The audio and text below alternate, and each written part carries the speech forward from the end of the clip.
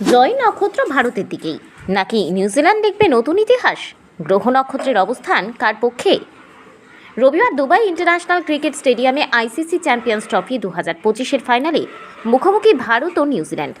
সারা দেশ জুড়ে উন্মাদনা তুঙ্গে, চলছে প্রার্থনা ও যজ্ঞ। ভারতের ক্রিকেট প্রেমীরা আশায় বুক বেঁধেছেন এই শিরোপা ঘরে তুলবে মেন ইন ব্লু। তবে জয়ের ভাগ্য কি শুধুই পারফরম্যান্সের উপর নির্ভর করছে, নাকি গ্রহ নক্ষত্র কোনো সংকেত দিচ্ছে? রাশিফল কি বলছে?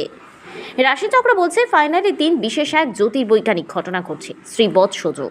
রবিবার যদি পুষ্য বা পুষম নক্ষত্র থাকে তবে এই শুভ যোগ গঠিত হয়, যা বিজয় ও সাফল্যের প্রতীক।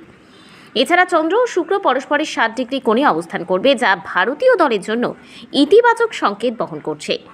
জ্যোতিষীদের মতে কঠিন পরিস্থিতিতেও ম্যাচ নিজেদের নিয়ন্ত্রণে রাখতে সম্ভব হবে ভারতীয় দল। রোহিত শর্মার ভাগ্যে কি রয়েছে? ফাইনালের মঞ্চে রোহিত শর্মার ভাগ্য বদলে যেতে পারে। চলতি টুর্নামেন্টে ব্যাক হাঁটাতে বড় ইনিংস খেলতে না পারলেও ফাইনালে তাঁর রাশিচক্র বেশ আশাব্যঞ্জক। বর্তমানে রোহিতের রাহুর মহাদশা ও বুধের অন্তর্দশা চলছে, এটি সাফল্যের ইঙ্গিত দেয়। এছাড়া তার ষষ্ঠ ঘরে অবস্থান করছে সূর্য, যা পরিকল্পনা বাস্তবায়নে সহায়ক। যদিও এখনও পর্যন্ত কোনো ম্যাচে টস জিততে পারেনি রোহিত, তবে অধিনায়ক হিসেবে দুর্দান্তভাবে দলকে এগিয়ে নিয়ে যাচ্ছেন। ফাইনালে ব্যাট হাতে ঝলসে উঠুন বা না উঠুন, তার নেতৃত্ব ভারতকে শিরোপার দোরগোড়ায় নিয়ে যেতে পারে। মিচেল সান্টনারের রাশিফল কি বলছে?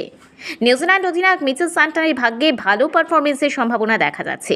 বুধ ও শুক্র তার পক্ষে থাকায় বল হাতে দুর্দান্ত কিছু দেখাতে পারেনি বাঁহাতি স্পিনার। তবে তার রাশিচক্রের তৃতীয় ঘরে কেতুর অবস্থান থাকায় ম্যাচ চলাকালীন চোট পাওয়ার আশঙ্কাও রয়েছে।